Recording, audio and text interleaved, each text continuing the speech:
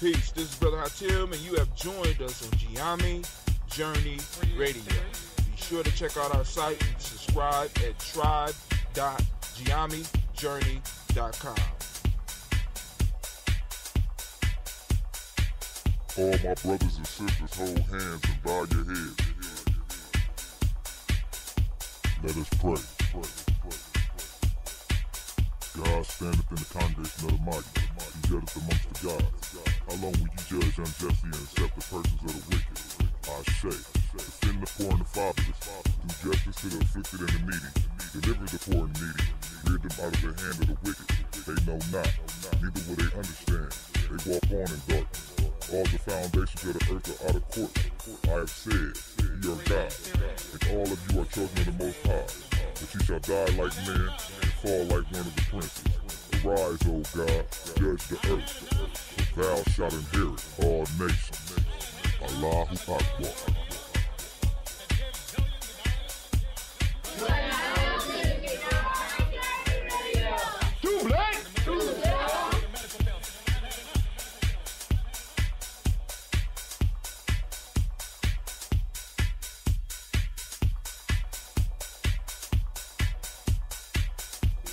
This is Kadara Franks, and you are now listening to the Gye-Nyame Journey Radio.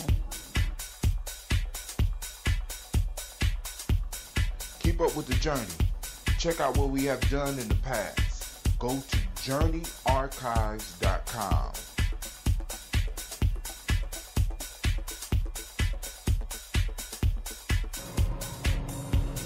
This is Adnan Sheik, aka Ace, live from Shisha Lounge, and you are now listening to Gye-Nyame Journey Radio.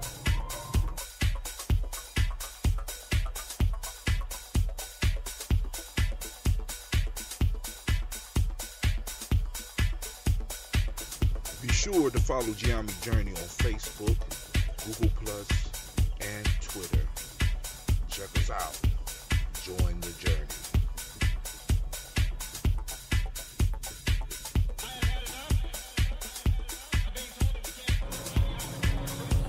This is Adnan Sheik, aka Ace, live from Shisha Lounge, and you are now listening to Gye-Nyame Journey Radio.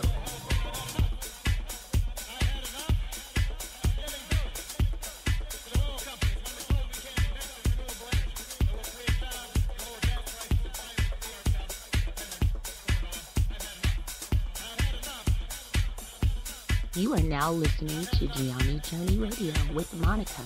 Enjoy.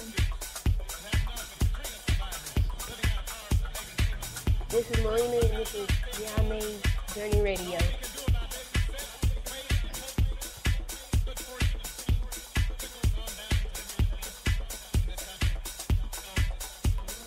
This is Willie. Welcome to Gye-Nyame Journey Radio. I want to give a shout out to Sibba Kevin, all my Sibba Nation out there. I want to give a shout out to my mom. I want to give a shout out to my dad for raising me and my family for being around me. And I want to give a shout out to the people of my generation that's trying to do something big.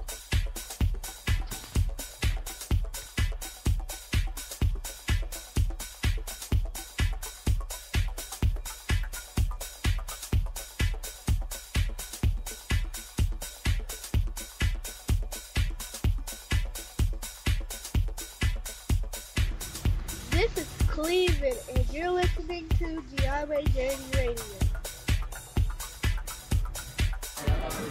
Peace, Hotep. It's Mansour Hotep, aka Mr. Deity. Mr. Deity, does it sound good? I think it sounds great. Right now, you listening to Gye-Nyame Journey Radio. If you're not adding anything to the culture that you claim, you don't deserve to carry his name. This is Brother Hatim coming at you live, and you are now listening to the Gye-Nyame Journey Radio. Shouts out to the Gye-Nyame tribe, Gye-Nyame family. Stand up. Peace.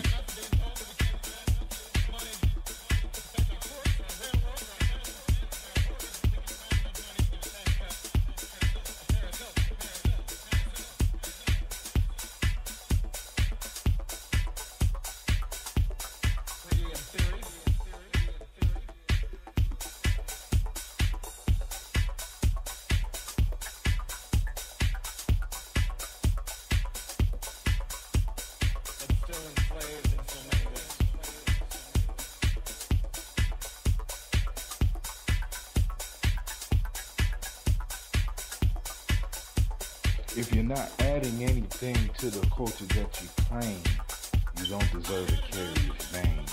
This is Brother Hatem coming at you live, and you are now listening to the Gye-Nyame Journey Radio. Shouts out to Gye-Nyame Tribe, Gye-Nyame family. Stand up. And you are now listening to Gye-Nyame Journey Radio. Peace.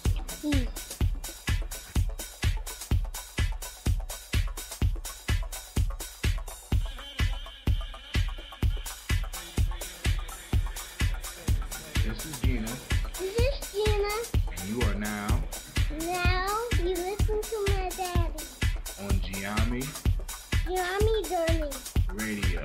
Radio. Peace. Peace.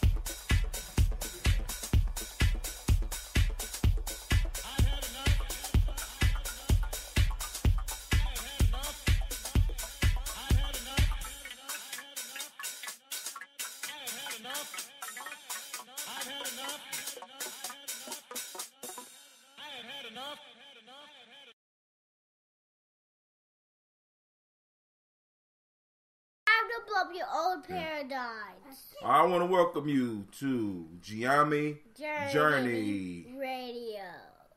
Click. You gotta be on it now. All right, come on, gotta keep the Phoenix. This is Tribal Quotes, and it's the Heart of a Simple production. Lion Roar. Well, we strive to what? To blow up your old paradigm. Thank you. All right, family. I want to do it again. Let it go. What? I want to do it. Go ahead. Okay. Yeah.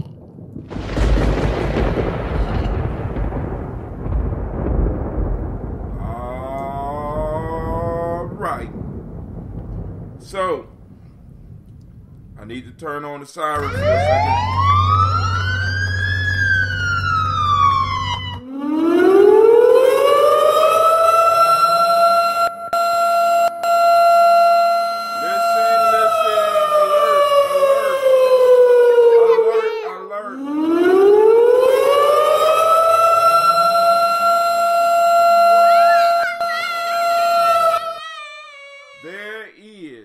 That's a warning.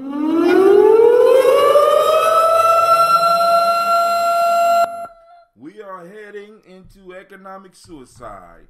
That's right. Stop it, girl. Okay. We are moving towards an economic suicide because guess what? They call it Black Friday.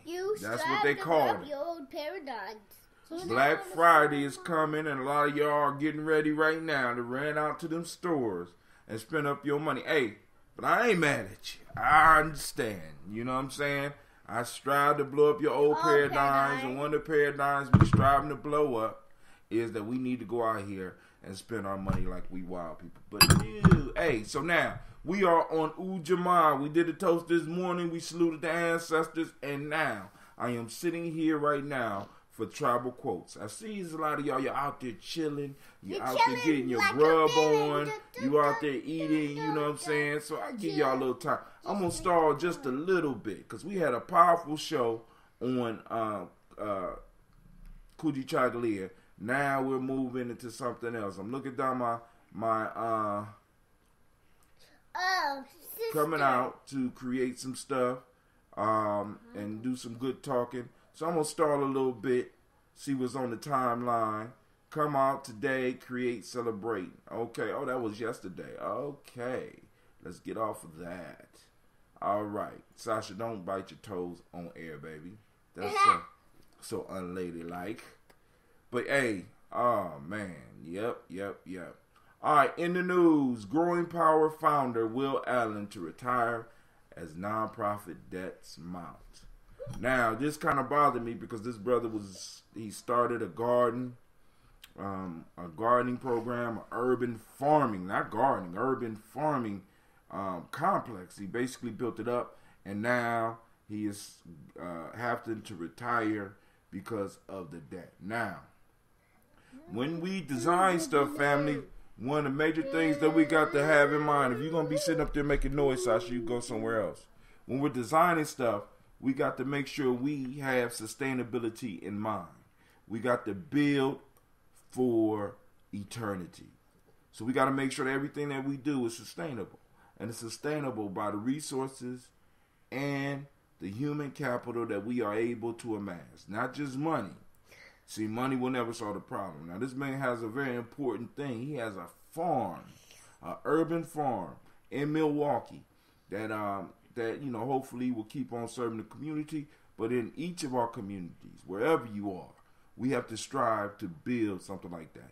Now, one of the things that I posted, one of the things that I'm hoping is that in one of the next books that he do about it, because there is a book about what he did, I want to see some of the pitfalls that he ran up against. I want to see some of the policies that he had to work against. I want to see some of the economic challenges that he had to go up against. And in doing that, we will have a blueprint with a map of some of the hurdles that the next group of entrepreneurs, sustainable entrepreneurs, will have to deal with. Now, you already know we're working on a farm at the school, but it's going to be, we doing an inside job, right? It's going to be an inside thing. You know, I don't know, my girls. Y'all got something to say? Because I know Gina about to go to sleep. Sasha, I don't know what's up. You got something you want to say? No. Okay. Gina, you got something you want to say? All right, cool. Okay, I do have one thing. Okay, what is it? Stay hydrated. Stay hydrated. I can dig it. I'm about to drink some of this tea. I'm going to break it open. We've been drinking on this tea until that Ambrosia get ready. You want some tea, Gina? I want some. You sure? All right. I can handle it. It's not. It don't have no sweetness in it. What? Yeah. You know, I try to do it hardcore. You know. That's not tea. What is it then? It's poisonous. Okay. Y'all want some or not? Yes. No. I'm gonna just give you a little bit. You want a little bit? Baby. Give me it into. Come on, sit still, girl. I want it right here. Oh, I'll tell you when to stop. Stop. It tastes like pee. How you know what pee tastes like? I never.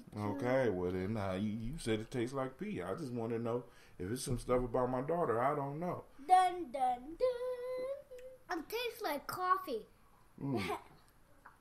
Good comparison, but coffee's a little bit rougher than that. All right, family, we're gonna get right into the Proverbs, because you know it's a Godfather night. The Godfather is on. I'm watching the Godfather. You know what I'm saying? And of course, I got some nation building intentions in watching it. Huh? You want to go over on the couch? Right here on the couch. You ain't gonna be able to see you. All right. Okay, I guess so. All right.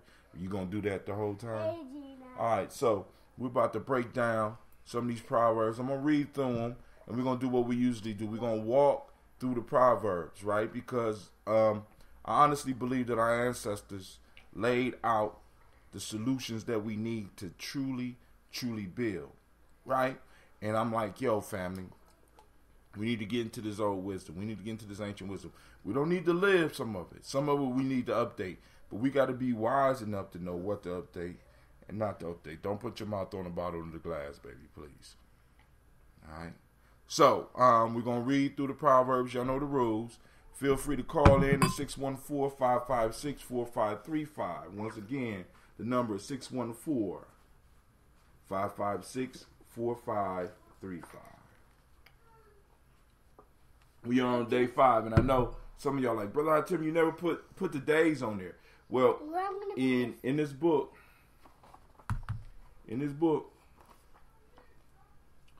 compiled by myself to help raise funds for Gye-Nyame. All right, cool, because Gina got the controls over there. To help raise funds for Gye-Nyame, one of the things I did, sit up, G. One of the things I did, hold on. One of the things that I did was I developed this book to assist with the initiation process for young people as well as older people. Now, this one is for at least teenager. They got to be able to think deeply in order to do this, because one of the things we're missing in all of our organizations, especially those that are nation building based, you know what I'm saying, which a lot of these organizations should be. I honestly think that the Greek organizations, the Black Greek organizations, need to be nation builder based. The fraternal or the Masonic groups need to be nation building based, at least building the nation that we need as a people.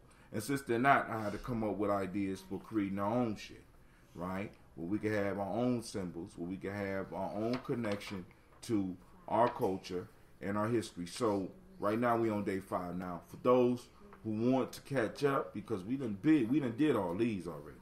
We're running back through them again. For those of you that may be new to the Gye-Nyame Journey experience, right? This is a lifelong process, you know, because we got a ranking system, we got everything. So those that want to check out, see how deep the rabbit hole goes, get in touch with Brother Hatim or any of my compatriots. You know, you can find just Gye-Nyame Journey. If you gonna just talk in the mic, I give you the opportunity to say something. What are you talking about? No, I just like talking. Well, don't just talk right here. If you want to do that, go over on the couch. You know what I'm saying? Go to bed. If you want to talk, add to the comment. Okay, cool. Well, look at the words and go and read it to them now then. No. Okay, that's what I thought. All right, so we're about to go and read the Proverbs, and we're going to get into it. And I'm going to have a discussion. Hopefully some of y'all will be able to come in later and add your wisdom, right? And like I said, what I say is my opinion. You know what I'm saying? And I'm open to all opinions, and we could go and discuss, you know what I'm saying? Because, you know, for me, part of building is being able to sharpen our sword, sharpen the most deadly weapon that we all have, and that's our mind. All right? So we learn strategies, we develop new ideas. Some of us may even get inspired by some of the stuff that will come out in a discussion, all right? But until then, you know, I'll break it down right here, right now. So I'm going to let Miss Gina ring the school bell so that they know the class is in session. Do it. Gina's on that side, so go ahead, G. Class in session. Now sit down. You in the front row. You right there. Yeah, you. Sit down. Let's go and get started. All right. Just in case somebody pop up. Just in case somebody pops up and scare us. And I love scares. You love scared? Yeah. Is that your cup?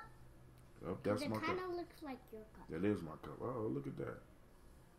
That's you, girl. All right, so here we go. Proverb 1. Achievement seems to be connected with action. Successful men and women keep moving. They make mistakes, but they don't quit. That's from Conrad Hilton. This one is Anas Ning, and we're going to talk about this one in depth. Life shrinks or expands in proportion to one's courage. Once again, life shrinks or expands in proportion to one's courage. Shouts out to Miss Stephanie Michelle Jackson. What's going on, girl? Thank you for joining us tonight. When that's Anas Ning, and the next one is, and the last one for the night, when one would climb a tree, one begins from the bottom and not the top. That's the Ashanti. All right, so now, feel free to call in to 614-556-4535. 614-556-4535. And we're going to break down these proverbs real quick. Then I'm going to put my babies to sleep. Maybe. All right, y'all ready? With a story. With a story? Yeah. Y'all got stories on YouTube. I'll put the stories on YouTube. Gina, go to bed. Gina, go to bed. You ain't going to make it. Shouts out to Shaka Hasbury. Once again, lines are open. 614-556-4535. The Warriors are coming in. The Warriors are coming in. All right, Sasha, which one you want to do, Sasha? Go on, push one. Okay. Wait, where's one? You sound like paradise. All right, so let's get started. First proverb. All right, we know Brother Shaka's on there. Sasha's in control of the sound today, so we may be getting interrupted. But the first proverb. Oh, better yet, Shaka, pick a number between 1 and 3. Between 1 and 3. Between 1 and 3. 2, 3. 3. First one. When one would climb a tree, one begins from the bottom and not the top. The Ashanti. Okay, forgot. That's the proverb. That's jump off point. So since you chose the number, do you want me to go first or you want to go first? Hold on, girl. Okay. Me. You go first, I tell. All right. When one would climb a tree, one begins from the bottom and not the top. So now this gets down into what we've been talking about over the last for years, Shaka. Mm-hmm. There's a process to climbing a tree. There's a process to playing music. There's a process to learning mathematics. There's a process to each one of the jobs that we do in our life. And the thing that we have to understand that this process has been in place for a long time. And it starts usually at the bottom, right? Mm-hmm. Because when one climbs a tree, one begins from the bottom and not the top. Now, what we have done in these modern times, we have allowed people to believe that they could come into stuff that we do, stuff that we build, and start from the top. As a matter of fact, we welcome them. We welcome everybody's opinion because we're all equal. We're all the same, and we all have the same experiences. But the fact of the matter is, that is not true. That is not true. When one climbs a tree, you start at the bottom. So why, when it comes to climbing a tree, we're going to start at the base? But when it comes to our organizations, and it comes to us nation building, it comes to us doing critical things for our community, we all of a sudden decide that everybody can start at the same place. When we're all not in the same place. When it comes to our lore, when it comes to our traditions, when it comes to our rituals, we are all not in the same place. So why, when it comes to us building a nation, when it comes to us building tribe, when it comes to us building trust, we automatically assume that everybody is in the same place and everybody's equal and everybody's voice is worth being heard. Now, I needed to be said here on Gye-Nyame Journey. Like I said, this is my opinion, and that's just me. You know, I'm 50 years old, and I have gone the route of allowing everybody to have a say. Right? Are you officially 50? I'll be 50 in February. I'm not officially 50 yet. You can't say that you're 50, man, and you ain't 50 until February. All right, well, okay. Can't do that. You caught me. You caught me. You caught me. Go on, give him some thunder, baby. Give him some thunder. He called me. Hit the thunder for me.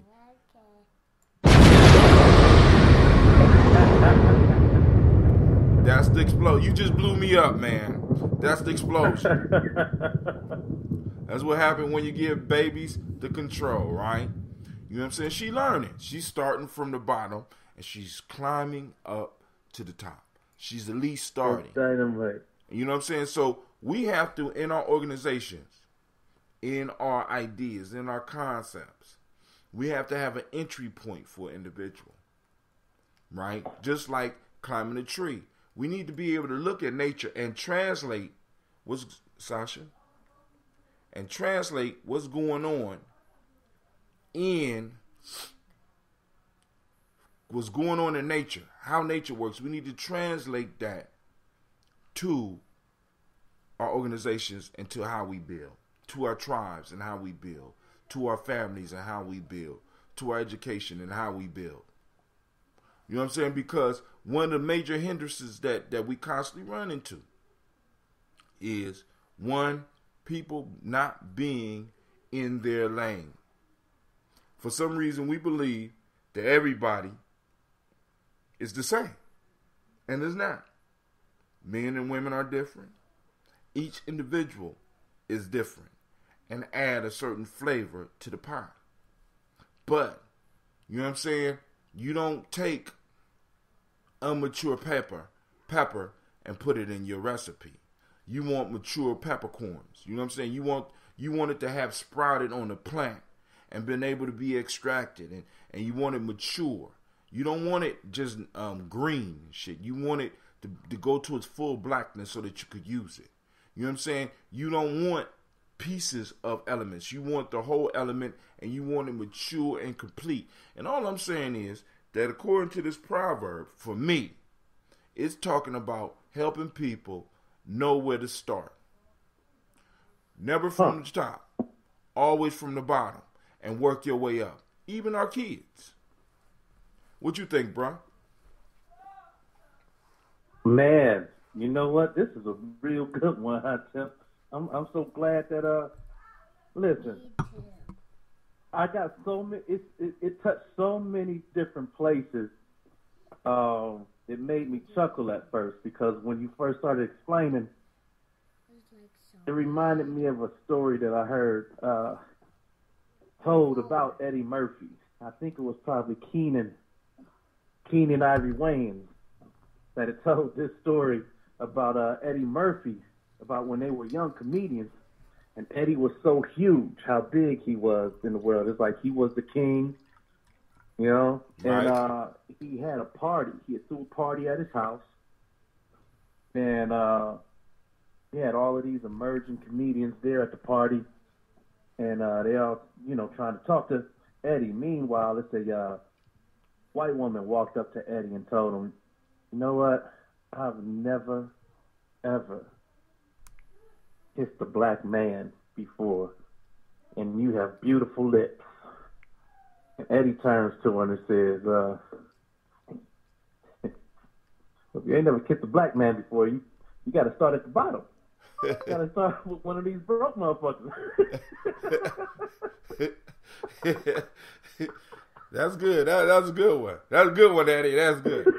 That's a good one. So the other thing is that, you know what? I'm glad that you brought in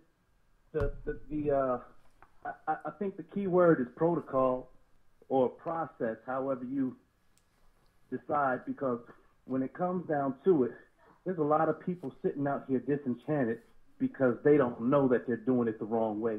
They don't know that there is a protocol or there is a process, so they get mad at the system because they never tried to work with the system.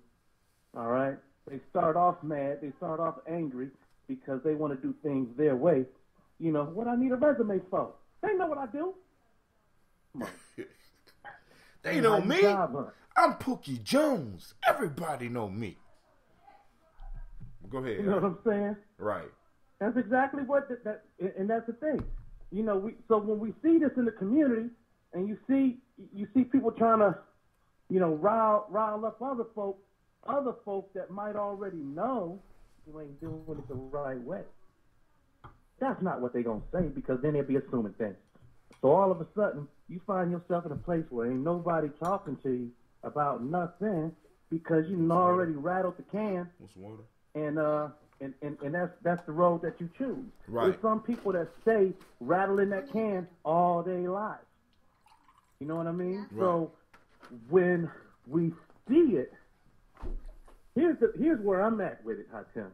Because you can't always give somebody the direction. There's a protocol to that too. There's a protocol to me even having permission to give them or to extend that information. Say that, man. Say that. See, because all information is not for everybody. One of the things that I picked up in masonry, and you know this well, there is a protocol when you're talking to another mason. Y'all might not be from the same hall, but y'all got access to the same information. And you start the conversation, and y'all start talking so that you can see how far this person is. Is this person real? Has he picked up some secrets out of a book or what? And you start talking with him. Mm-hmm. And then when you reach a point where they can't go, you say, this is where I found you, and this is where I leave you.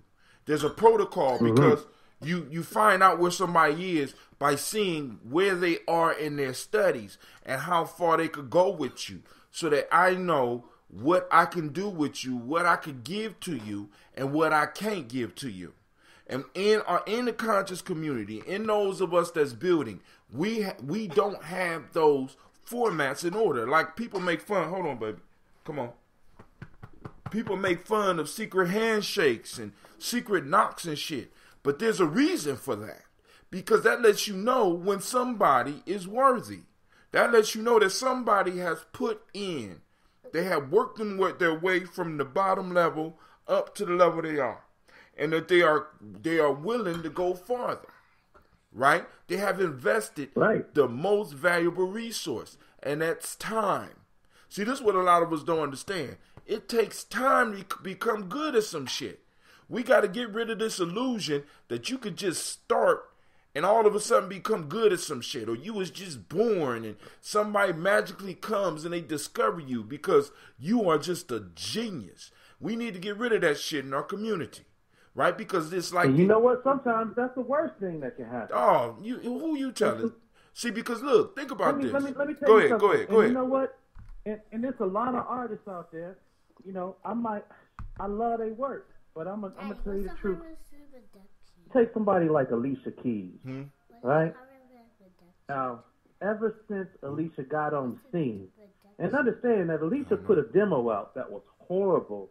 And the same company that signed her did not want to deal with her with that demo. All right? She came out, and, she came out with a different flavor. And it was like, you know what? We can do something with that. She plays piano. She writes her songs. She's young. She's beautiful. Let's put her on. Then they use this word prodigy.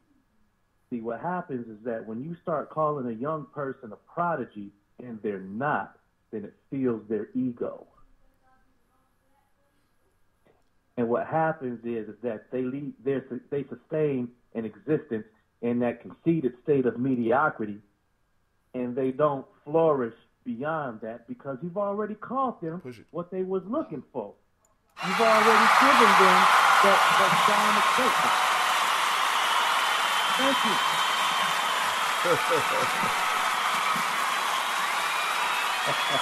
That's what happens when you get a girl, when you get a good job, Sasha. Give yourself a round of applause, girl. Give yourself a round of applause. Okay. Shouts out to Miss CeeLo. Thank you for joining us.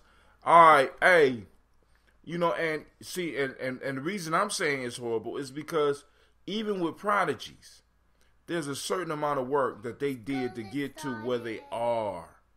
You understand what I'm saying?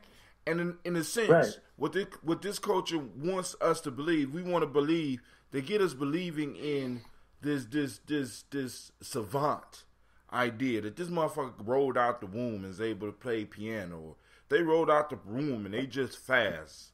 They rolled out the womb and they just was able to do all this. Like, you got even people in our community that say, I just picked up a book and I just was able to start reading, and which builds up their legend. And I could dig that. But the problem for me with that is this. What it tells other people is that, damn, I wasn't naturally talented like that. I might need to stop.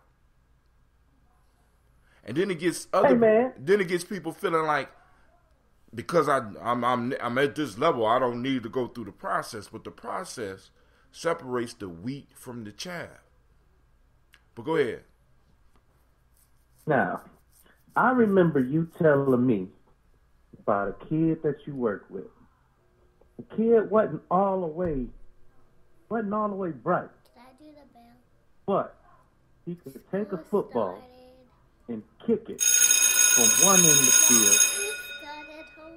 and run and go catch it at the other end of the field. Right.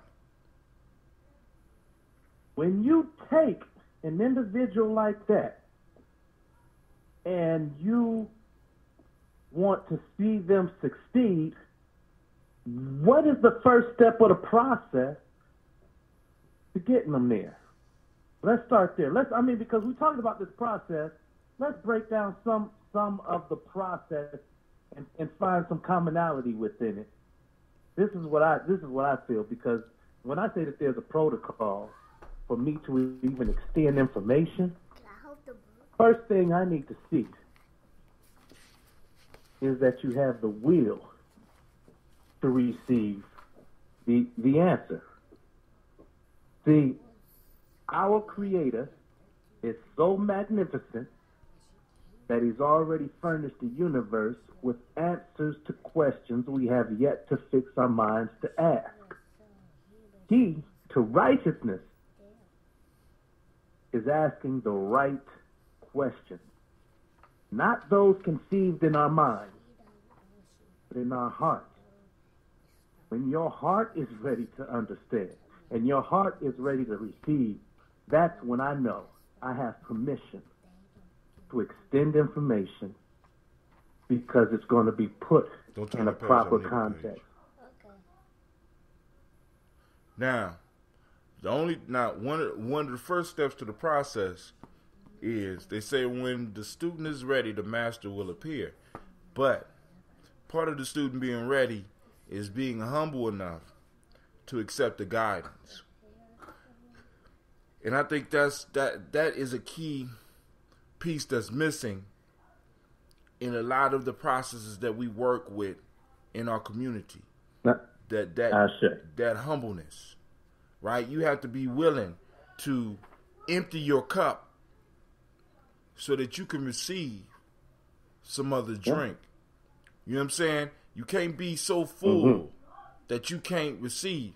And a lot of our people, like for example, for a long while I was too arrogant to receive any wisdom from my ancestors. From my ancestors or my elders. You know what I'm saying? I got the answers. I don't need your money. You know what I'm saying? Boom, boom, boom. And as I got older, I became a little bit more humbler.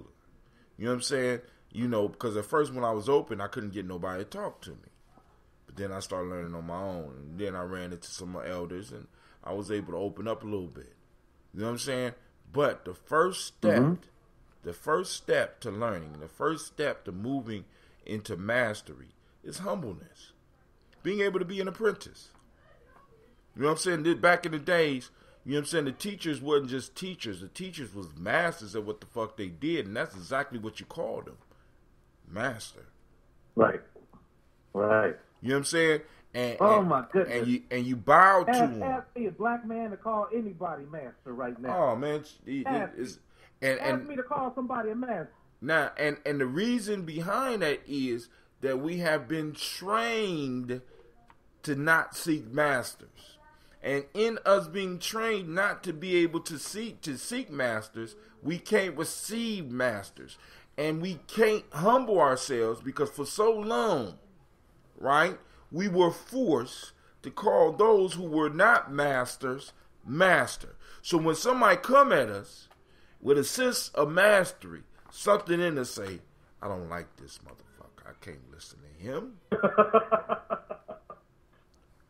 I mean, really. So we were pulled away from a tradition of being humble enough to be under someone's tutelage to a point of being under someone's tutelage by force. And now I don't never want to be able to have nobody to say that they built me. I want to be one of those to be able to say I'm a self-built man. And the fact of the matter is that there is no such thing. Every individual comes from some type of community, whether it's a dysfunctional community or it's a well-organized community, every last one of us. There's nobody out there that can sit up there and say that they have been self-created, they have been self-built. And anybody that does, you really need to be aware of them and pay close attention to them because they are very dangerous. I want you to think about that, family. Y'all really need to think about that. Those who say that they did it all themselves, they're able to do anything in the community. They're capable of anything, any detrimental thing because they have no connection.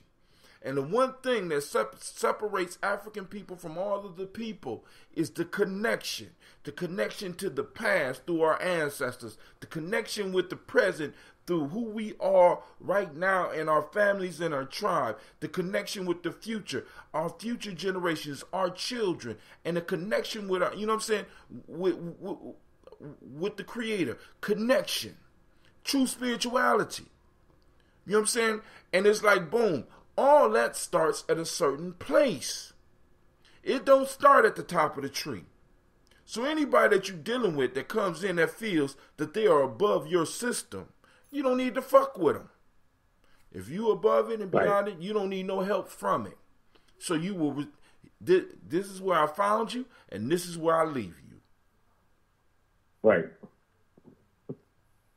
See, because when it comes to us in this community thing, man, we got to really start doing things to start building it up. Did I press it? You can press what you want, baby. Wait. You know what I'm saying? When it comes to building, we got to be like lions, dude. If you can't add power to the pride, we don't need you. Right. If you come in just to eat after we get done, you know what they call that, Shaka? They call it Hakim? A scavenger. If after me and you go out and we kill and we're eating, those that come after us are called scavengers, and they are not welcome to the table. Not until all of ours eat and we had our fill and we move on. Then you can come and pick the bones. All cultures have to fight scavengers. All strong cultures have to fight scavengers. You know what I'm saying? Those vultures and those hyenas that try to come in after the hunt. These are the individuals that don't want to start at the bottom of the tree. They want to come in at the top. There she go. And you see, yeah, I'm going to tell you what, man. What's so funny about the scavengers right now, you got to beware, because they may not be after your physical property, but through this internet thing, they got access to all of your intellectual property. Oh my God! Understand? You got scavengers out there. Just, I can't wait till you give me your social security number. I can't. I can't wait to steal your straw man. And I'm over here doing stuff with your credit that you would never even proceed to do because you don't know. Yeah. I'm kind of hoping somebody steal my shit and improve my credit. You know what I'm saying? I mean, 'cause shit. You know, I mean, because a motherfucker buy some shit on my credit, I'm like, yo, I need to talk with you. Right? Hey. Because I'm coming to get my possessions. Oh, you got a car in Missouri. Where in Missouri? I'm going to get my shit. All right, you know what I'm saying? So, you know, let's move on. Here we go. Go ring something, Sasha. Okay.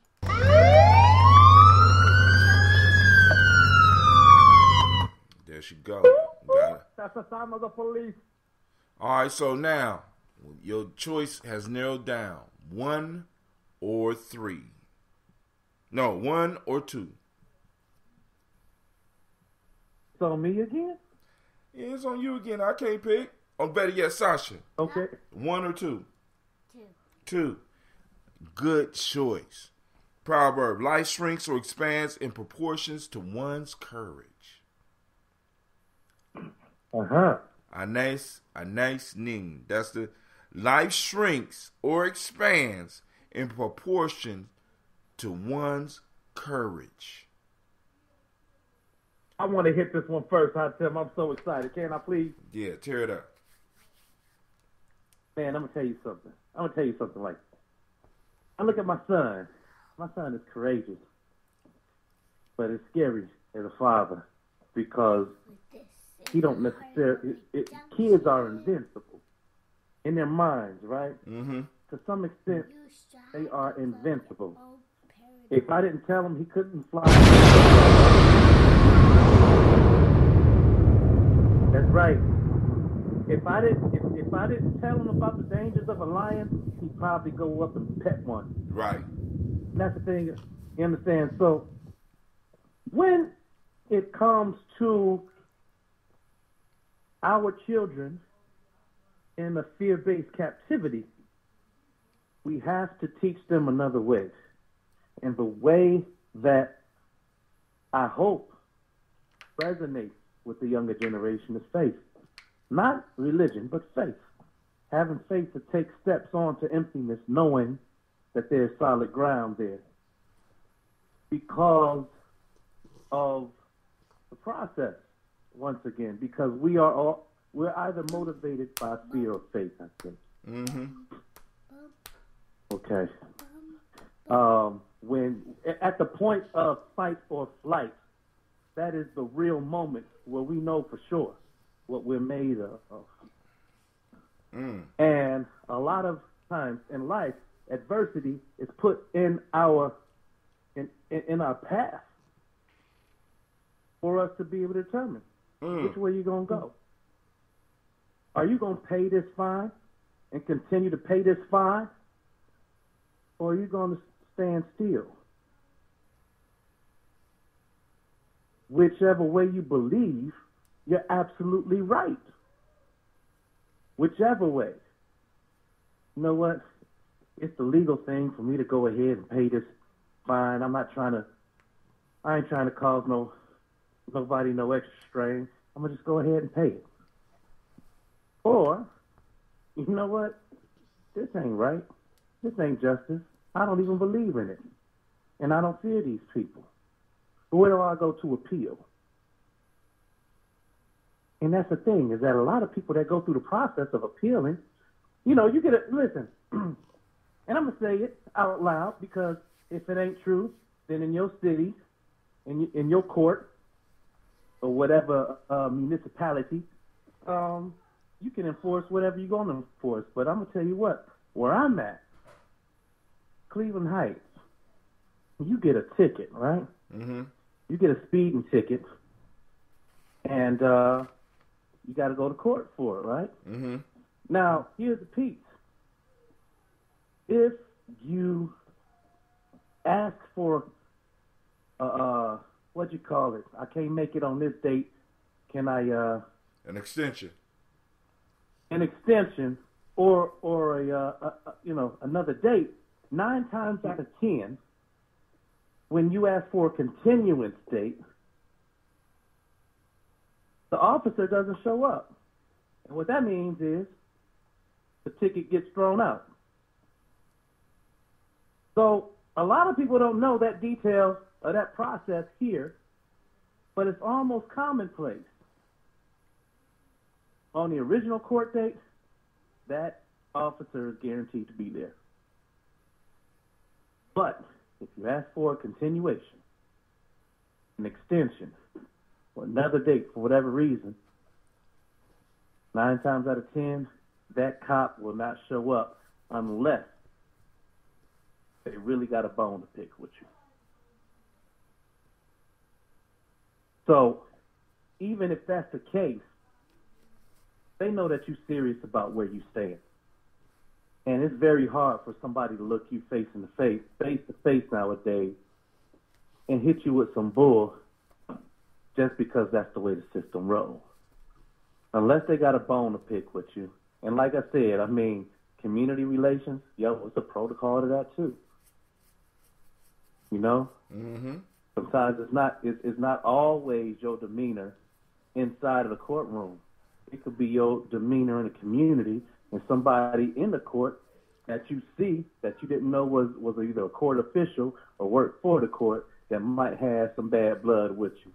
So in all your relations, mm-hmm. you gotta, you know what I mean? You gotta be consistent, because people know when you're not, and that's the thing that they throw against you. And you know, so I think I done went all the way in on this. I tell. Mm-hmm. Tag team with you and bring you in. What do you think? Tag. Life shrinks or expands in proportions to one's courage. Beautiful. Right?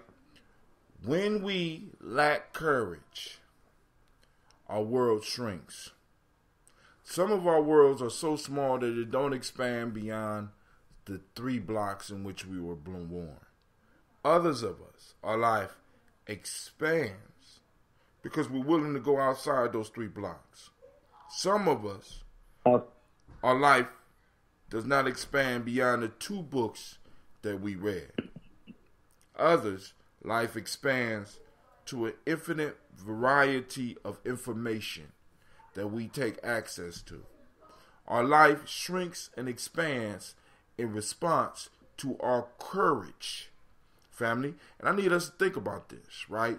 Could it be that we as a tribe, we as a family, are having limited experience here in America because of our courage or our lack thereof?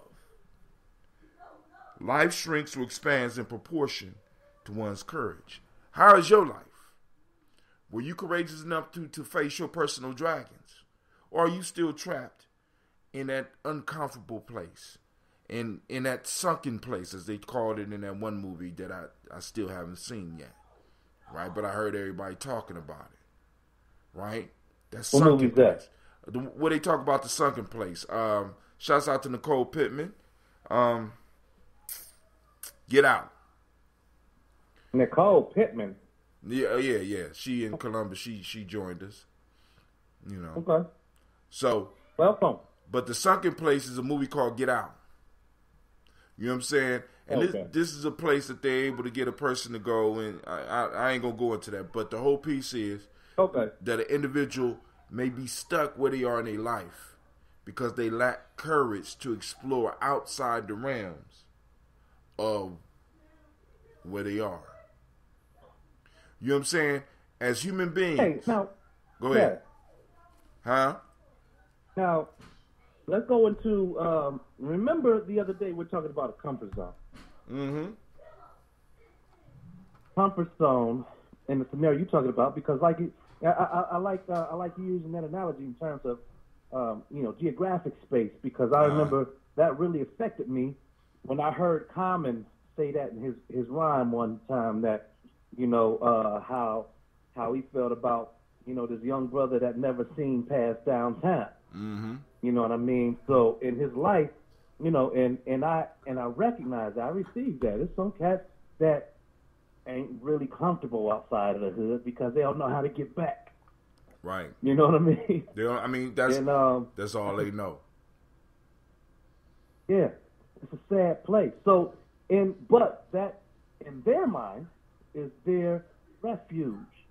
So if you look at your comfort zone as your place of refuge, how expansive is your place of refuge? Like for somebody who lives in fear, their place of refuge might be inside of their house that they never want to leave, because as soon as they go out, they're susceptible to be a part of some madness. Mm-hmm. I couldn't believe, I saw on Facebook, somebody sat there and videotaped the old woman getting beat up by some young teenagers, and I guess that was their initiation or whatnot. They didn't beat this old woman up outside of her door because she done told them to be quiet or something like that. And they threw her in the bushes. I'm like, what kind of world are we living in right now? This is just some craziness. I can't believe it. So, piece is though, is that comfort zone, when you live in fear, that comfort zone gets smaller and smaller and smaller as the world expands. Go ahead. Right. So keep in mind that in the scenarios that we're talking about before, the comfort zone is a pretty place, but things seldom grow there. Outside of your comfort zone is your learning zone. Your learning zone is when you're able to deal with some adversity. And, throughout the course of the day, we might extend outside our comfort zone into our learning zone, but outside of our learning zone is the panic zone.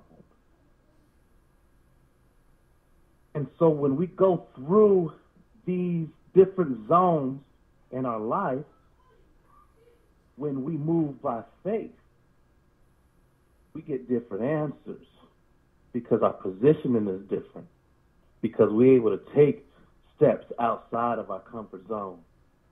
And when we move into the panic zone, we know we're there for a reason. Like I say, when you get that adrenaline rush, that fight or flight, that's when you get clarity. Clarity of who you are. Clarity of what the world around you is, because in all your relations, everything and everyone is a part of you and is connected in some way. So this is how we're able to expand. It's putting ourselves in an unfamiliar place, because You will never become someone who you've never been if you don't go someplace that you've never gone. And you know, success, wealth, happiness are rarely found in our comfort zone. This is why humans are explorers, at least some of us.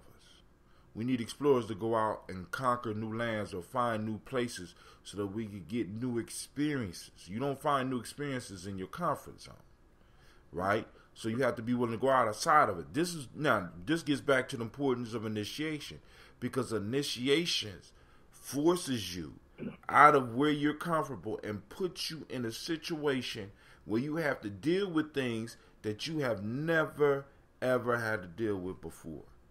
Puts you in a whole new world, just put you in a whole new world and a whole new mind state, right? So that your world, when you come back, can expand. And when you expand, those around you can expand, right? Shouts out to Miss Casey. How you doing, darling? Long time no see, right? So the whole Peace family is very, this one is life shrinks or expands in proportions to one's courage. Family, you don't find success in your comfort zone. I'm just going to say it. You don't find wealth there. You don't find treasure there. You know what I'm saying? It's comfortable because other people have provided you with this space. Everything that you have in that space, in some form or fashion, comes from one of your ancestors or somebody in your families, somebody that helped provide you with that. But to find new things, you have to move outside your comfort zone, which requires courage.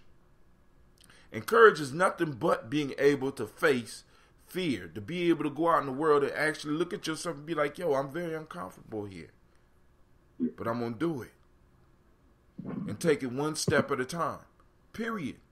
That's how you do it. You know what I'm saying? And as a people, we have to be willing to go where we have never been before. You understand what I'm saying?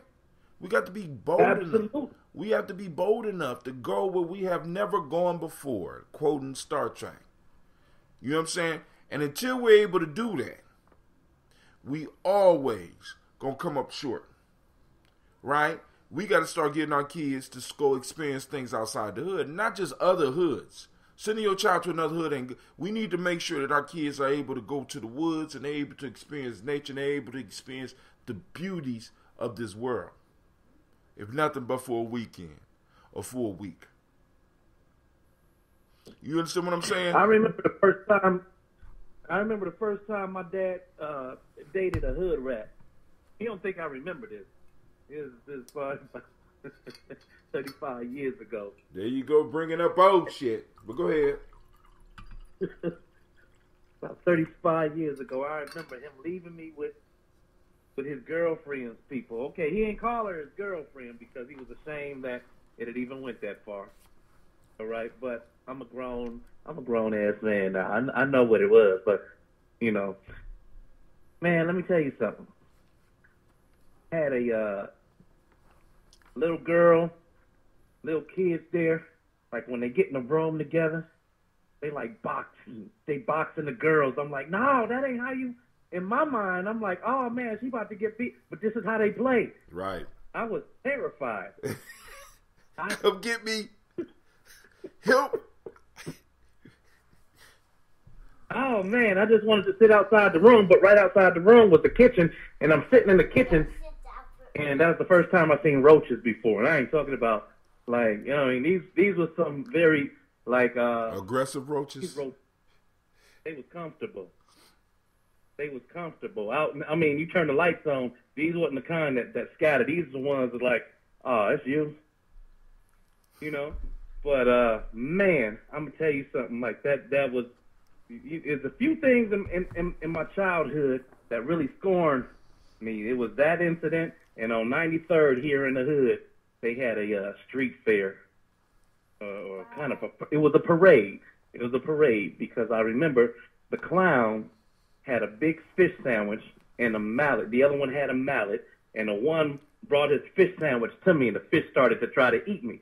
And the and the other the other clown came and hit me in the head with a mallet, and it tormented me like I didn't like clowns for a long time. You still don't like clowns. Shut up. You still don't like clowns. Cause I'm about to go into some private shit. You better be quiet. You like clowns now? Is that what you about to say? Hey man, go ahead. I remember you took your little girl to a party and refused to go inside the party because they had a clown in the party.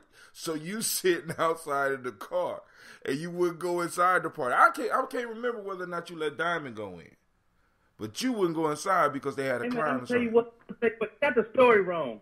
I was on the Percocet. I didn't want to. They didn't have Percocets back then. Percocets is within the 2000s. It wasn't no damn Percocets.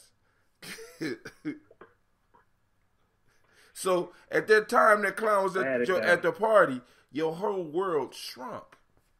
See, and it happens to us, man. And we have to be willing to face that dragon. That's what the hero's journey, our personal journey, is about. That's why we need mentors. That's why we need friends that sometimes push us. Even though sometimes it could be to some dumb shit. But sometimes we need those individuals around us to say, look, fuck it, I'll go first. Right. We need those stories of those people who faced impossible odds and overcame. Right? Those individuals that failed and still was able to get up and do it again, or even failed and gave their life for something they believed, can motivate us. This is why it's important that we tell our ancestors' story. This is why we go and we need to uncover some of the stuff about some of those people in our family so that we know what type of blood flowed through us. You know what I'm saying?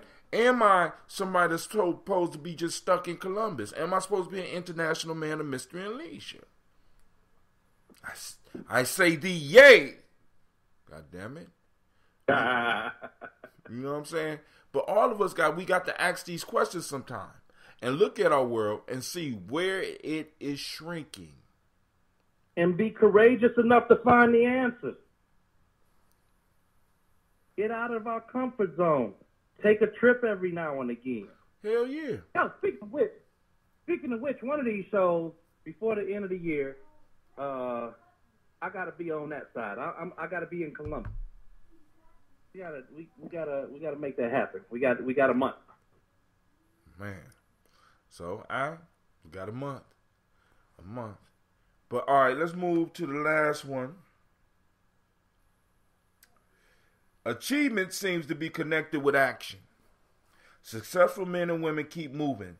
They make mistakes, but they don't quit. That's by Conrad Hilton.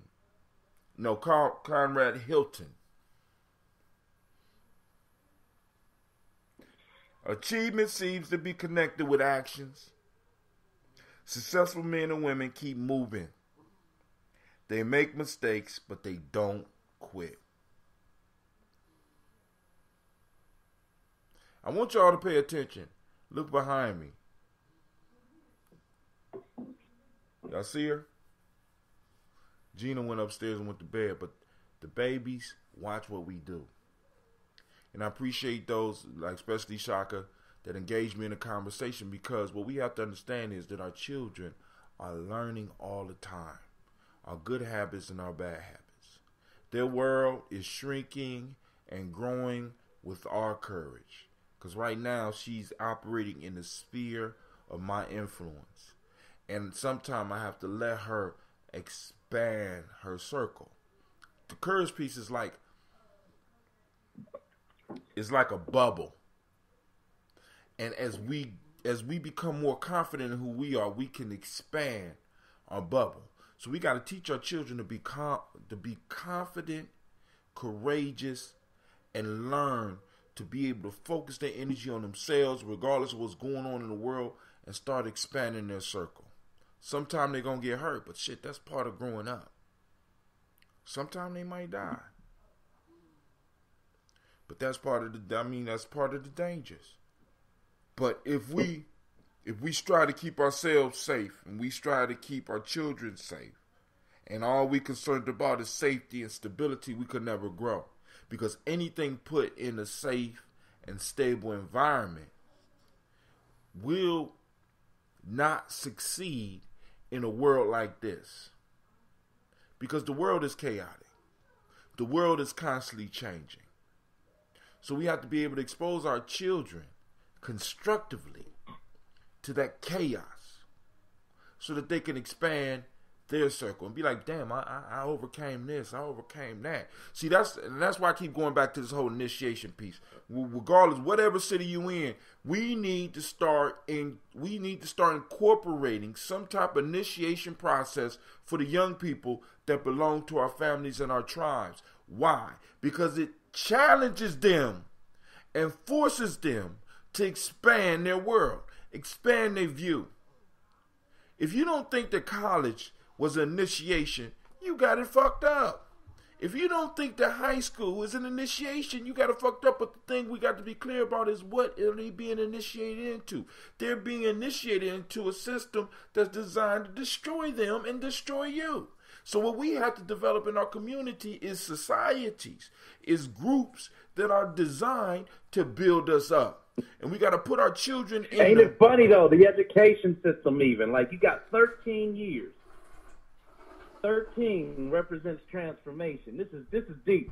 For 13 years, from K to 12, that's 13 years in the conditioning, right? Mm-hmm. And in the 13th year, your whole world changes because you know what? If you want any more information beyond that, you got to pay for it. You got to pay for it. Go ahead. You got to pay for it. You got to be willing to make that sacrifice to go into the mystery system called college and fall up under the tutelage of individuals that are called masters and doctors. It's a mystery system, family. You go there and you learn the secrets of the society so that you can move just a little bit farther.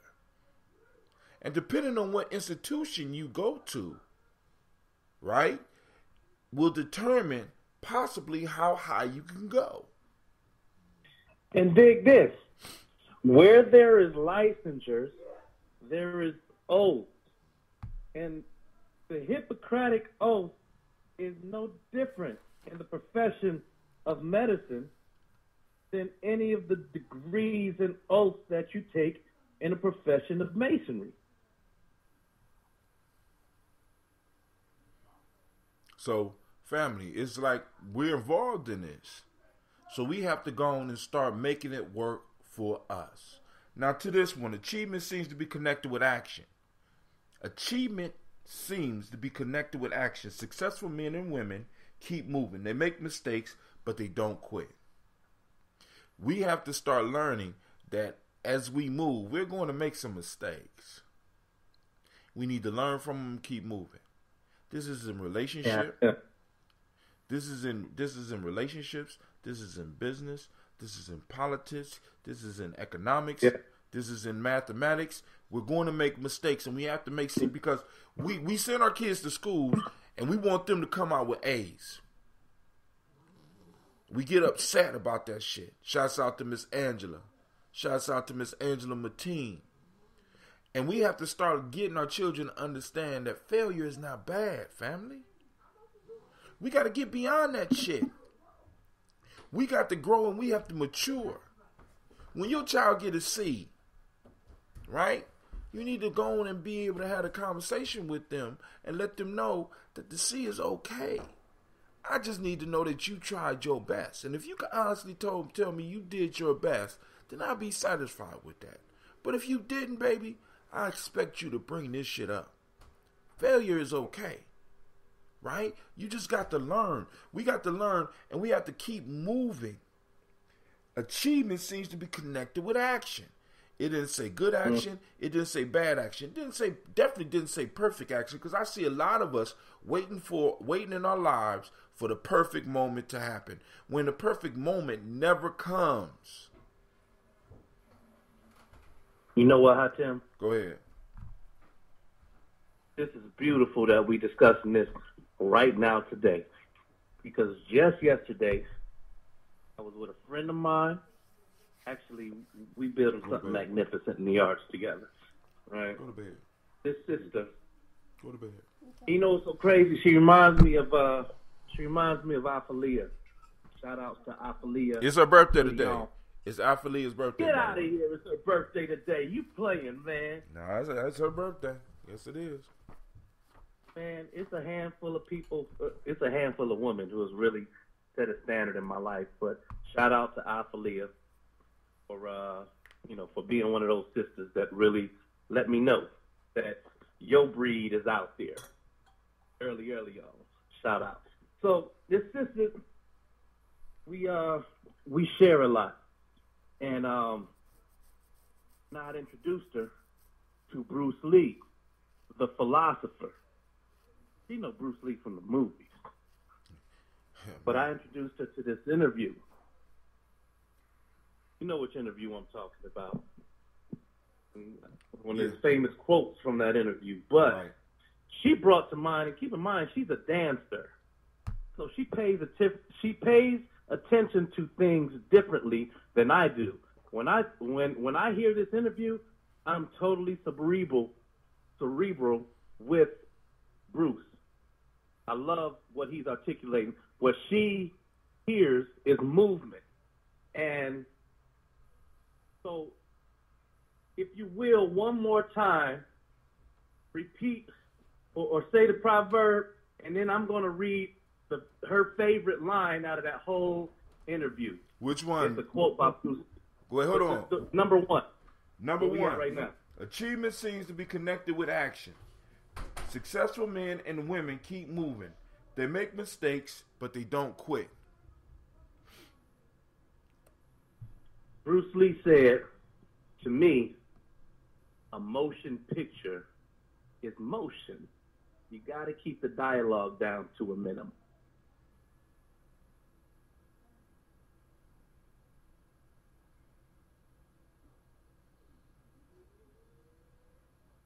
Does that connect to you? Yes, sir.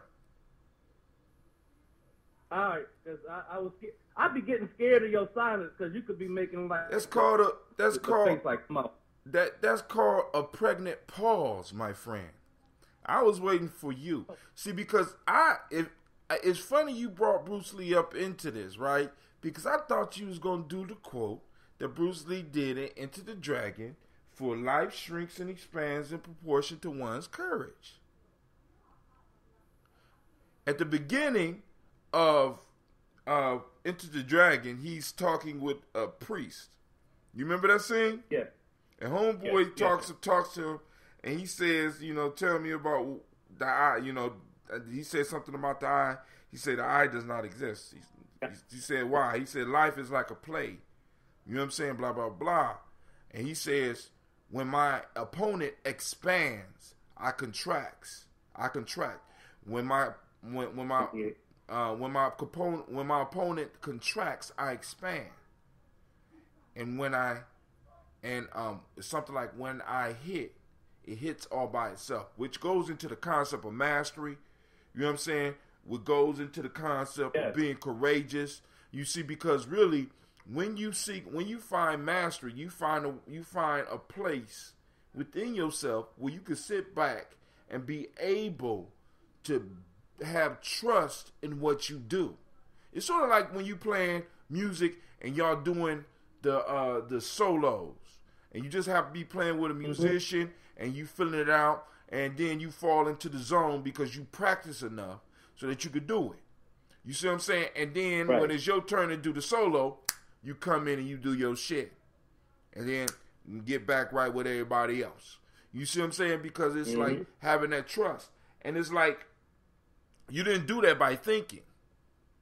So now, going to my cartoons. This is a cartoon I'm on every week. It's called Dragon Ball Super. Now, in Dragon Ball Super, for those that's not familiar with Dragon Ball, I won't go through the whole thing, but in Dragon Ball Super, in Dragon Ball, there's a character called Goku. And Goku has been historically known throughout all the cartoons to become stronger than everybody. You know, Goku gonna whoop everybody's ass. Goku always and the only way Goku could get stronger is by getting his ass kicked. He has to come and run up into somebody stronger than him in battle. And if they don't kill him, right, he comes back stronger. And this has happened over and over. It happened in Dragon Ball. It happened in Dragon Ball Z. And now it's happening in Dragon Ball Super. So now there is a level that Goku is trying to achieve that they call Ultra Instinct, where an individual have mastered the skill to a point where they take action without thinking. Their body does not need the mind to direct it in its defense or its attack. It just happens. It hits all by itself. And for a lot of us, we think that success comes because we done thought it out. But oftentimes what happens is success comes because we are on autopilot and we're doing what we have been practicing and working on consistently over and over again. Success is not something that comes to us. Victory is not something that comes to us by luck. It's something that comes to us through our constant work and our constant effort in honing our skills. So whatever we're striving for, we have to work at it, family. You know what I'm saying? Whether we're as individuals or as groups. That whole principle you just broke down is what made Leroy Green the last dragon. Our ancestors talking to us, right? These are all old stories. They're all based on old stories. When you stop thinking and start trusting, once you trained your fingers that you possibly could cut off the lights, be in total darkness, wrap your eyes up or whatever, push the keys, hear a note, and know where you are. And you can just start playing your shit. Because you have practiced that much, right? I could be in a room and somebody, because one of my elders did this to me. And my elder could be like, yo, Brother Hatim, take this part. Say a couple of words on this. I look at it and be like, how long I got? So take as long as you need. Give you about 5-10 minutes. That ain't shit. You know what I'm saying? Because this is what I do. This is getting up at the spur of the moment, be like, boom. I train myself like that. This is what I do. You know what I'm saying? Talking to people and trying to get people to understand other concepts and early worldly shit is what I do. Sister Angela said, it happens in today's world. We are on autopilot. We must keep moving in order to achieve anything. The key is to master self-control. Say, bro, I'm gonna tell you what. I remember, and I met this one brother through you. Actually, we got a brother whose parent, his mother, she taught me something in parenthood that I thought was so dope, man. I remember taking our brother to a Dayton Contemporary Dance Company performance, and I accidentally brought him there drunk, and he was in the front acting the fool, and his mother has this whistle, this very distinct whistle that when she puts it out in the air, and this is a crowded room, maybe what, 300-400 people in it. She does this whistle, and even in his wrong state of mind, he hears the whistle, and he straightens up. You know, he stands up, he straightens up. He knows his mama in the room. I thought that was the dopest thing ever. But how long did it take for that to you know what I mean? Right. Because anybody can whistle. How did she get it to where when this brother is 30-something years old, drunk, he hear, and don't forget drunk. He's in a whole different state. Yep. Man, beautiful. I just thought I just thought that was something that needs to be said. That's something practiced continuously over and over again. Is drilled into him, right? It's drilled into him. You know what I'm saying? Because it's like, I mean, and in order to be, he had to be, because a lot our children are our first. I mean, they are students. You know what I'm saying? But as parents, a lot of times we can't really give them what they need. This is why the extended family was important. There's certain things that my son is going to have to learn from his uncles and from his older brothers that he necessarily won't be able to get from me, because I'm expecting certain things from him. But I'm always going to remain being his father. You know what I'm saying? I'm always going to have a certain level of control until I leave here, right? Because of the relation and the time that I have put into him. So it's going to be certain looks and certain things that I could do, and same thing with you and your son. It's going to be certain things that you're going to be able to do, and they know automatically, they got to straighten this out. And we got to understand this, right? So achievement seems to be connected with action, family, action. A lot of us spend our life planning and thinking. Mm-hmm. But the world is run by those that are doing, failing, and trying again, failing, and trying again, failing, and trying again. And or maybe on the fourth time they get it right. Right. You know what I'm saying? So, hey, I want to thank y'all for tuning in. You know what I'm saying? My babies didn't make it through, but I need y'all to know that you are now listening to Gye-Nyame Journey. This is the podcast and the live stream. You are listening to day 5 of the Tribal Quotes. And, of course, you know this is a Heart of a Simmer production. Where we strive to blow up your old paradigm. I want to send shots out.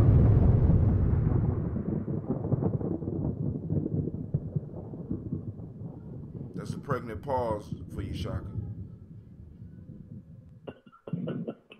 That's called a pregnant pause, right? I want to send shouts out to Brother Shaka. Thank him for joining us. Follow him on Facebook, you know, and when he doing his streams, because he be doing them at strange times. Just be on the lookout, join the streams and shit. Because I got a job. I got my fault. I got an adventure. Miss Angela Mateen says, "Wow, it past time thinking action, taking action, right?" So I want to send shouts out to Miss Angela Mateen. I want to send shouts out to the marvelous Casey Dickinson. I want to send shouts out to Nicole Pittman. Send shouts out to Stephanie Michelle Jackson.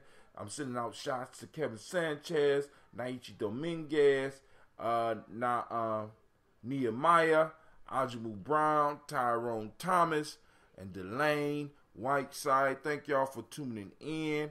And family, we are out. Peace.